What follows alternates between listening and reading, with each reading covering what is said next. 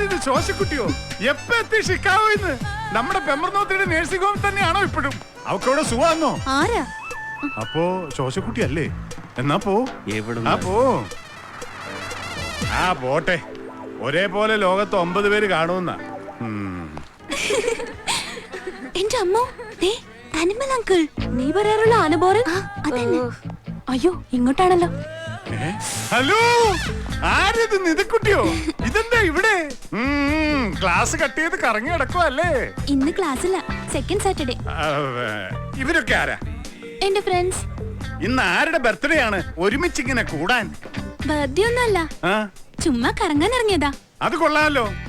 മോൾ ഇതൊന്ന് പിടിച്ചേ, എങ്കിൽ അങ്കിൾ കൂടാം.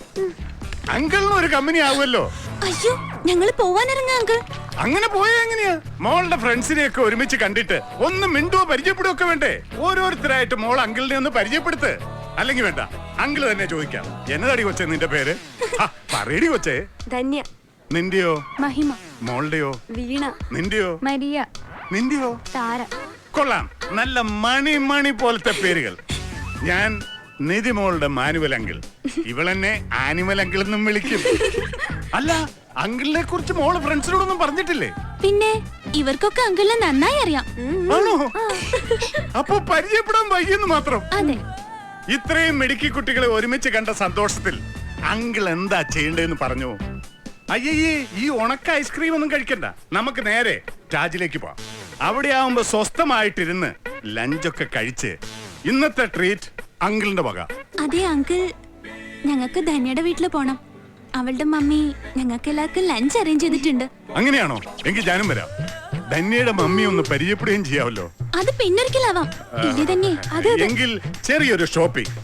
ഓരോരുത്തർക്കും അങ്കിളിന്റെ വക ഓരോ പുത്തൻ ഉടുപ്പ്. അങ്കിളിന് ലോട്ടറി അടിച്ചോ? ഇത്ര നിർബന്ധം ഞങ്ങൾക്ക് ചെലവ് ചെയ്യാൻ? വേണമെങ്കിൽ ലോട്ടറി എന്ന് പറയാം, പക്ഷെ എല്ലാ മാസവും കൃത്യമായിട്ട് അടിക്കുന്നതാ. പെമ്പർന്നോർ അയക്കുന്ന ഡ്രാഫ്റ്റ്. അവളവിടെ കഷ്ടപ്പെട്ടുണ്ടാക്കുന്ന കാശല്ലേ, അത് കൈ കിട്ടിയാൽ അന്ന് തന്നെ പൊടിച്ചു തീർത്തില്ലെങ്കിൽ ഒരു മനസമാധാനക്കേടാ. ഇത്ര മനസമാധാനക്കേടാണെങ്കിൽ ഇങ്ങ് തന്നേര്, ഞാൻ എന്റെ ബാങ്കിൽ ഇട്ടോളാം. ഓ, ഒരു തമാശക്കാരി. അങ്കിള് തരും. അങ്കിളുടെ ഈ പോക്കറ്റിലുള്ളതും ബാഗിലുള്ളതും ബാങ്കിൽ കിടക്കണതും ഒക്കെ അങ്കിള് തരും.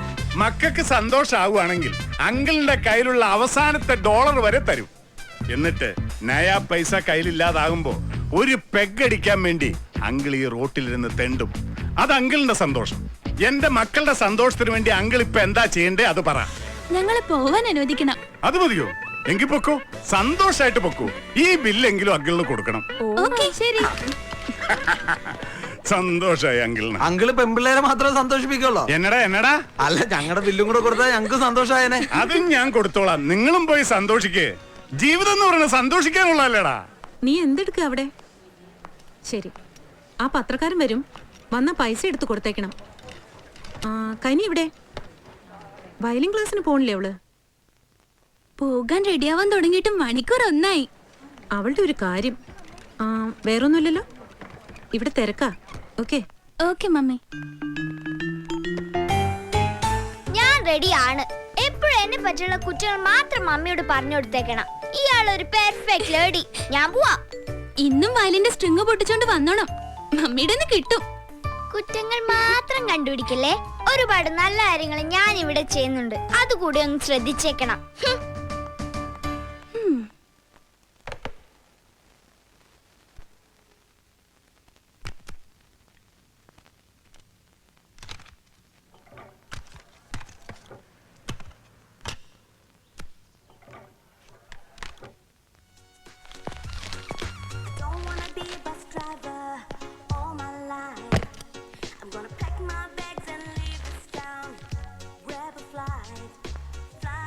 ഇന്ന് അവധിയല്ലേ? കനിമോളോടെ? ശാലിനി ആന്റിയുടെ ഫ്ലാറ്റില് വയലിൻ ക്ലാസ്സിന് പോയി. പപ്പ ഒരു ദിവസം നേരത്തെ അങ്ങ് പോന്നു. ഒരു സർപ്രൈസ് ആയിക്കോട്ടെ എന്ന് കരുതി മമ്മിയെ പോലും വിളിച്ചു പറഞ്ഞില്ല. മോളെന്താ ഡള്ളായിരിക്കുന്നത്? പപ്പ അന്ന് കൊണ്ടുവന്ന ഡ്രസ്സ് മോക്ക് ഇഷ്ടായില്ലല്ലേ? പോട്ടെ, ഇതെന്തായാലും മോക്ക് ഇഷ്ടാവും. ദാ നോക്ക്.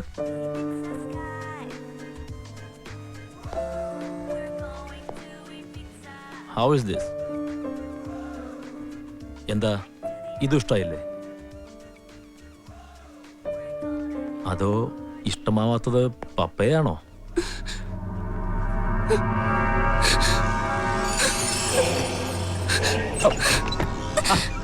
എന്താ മോളെ ഇത്?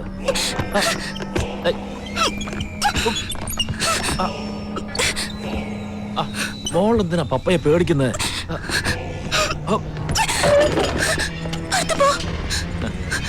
ദേഷ്യപ്പെടില്ലേ മോളെ? പപ്പയുടെ നല്ല കുട്ടിയല്ലേ, ബഹളം വെക്കില്ലേ?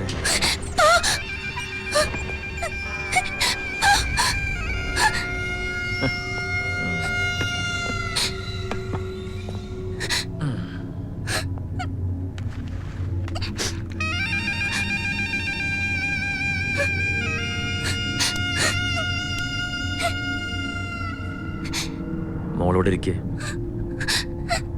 പപ്പ ഒന്നും ചെയ്യില്ല. വന്നിരിക്കാൻ. Come sit.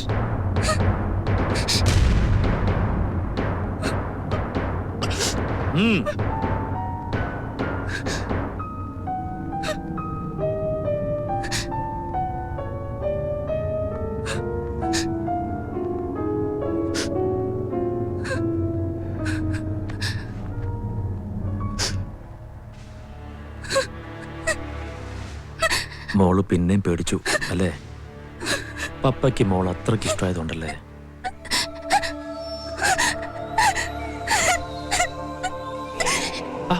കരയല്ലേ?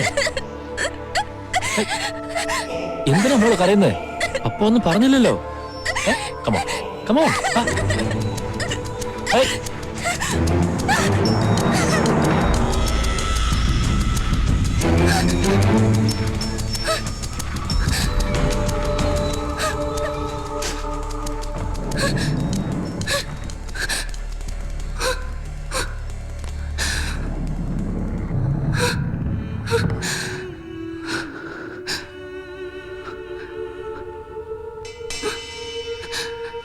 എനിക്കൊരു പ്രശ്നം ഉണ്ടെന്ന് പറഞ്ഞിരുന്നില്ലേ?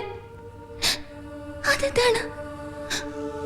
കുറച്ചു നാളായിട്ട് അയാൾ ഇങ്ങനെയാ. വൃത്തികെട്ട മനുഷ്യൻ. അയാൾ എന്റെ പപ്പയല്ല. എന്റെ ഡാഡി മരിച്ചുപോയി 7 കൊല്ലം മുമ്പ് ഒരു ആക്സിഡന്റില്. ഗോവയില് ടൂറിന് പോയതാ.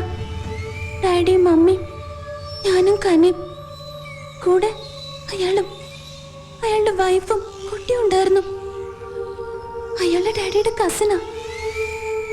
തിരിച്ചു വരുമ്പോഴായിരുന്നു ആക്സിഡന്റ്. ഡാഡിയും അയാളുടെ വൈഫും കുട്ടിയും മരിച്ചു. മമ്മിക്കും അയാൾക്കും കുറെ പരുക്കുണ്ടായിരുന്നു. എനിക്കും കനിക്കും ചെറിയ പോറല് മാത്രം.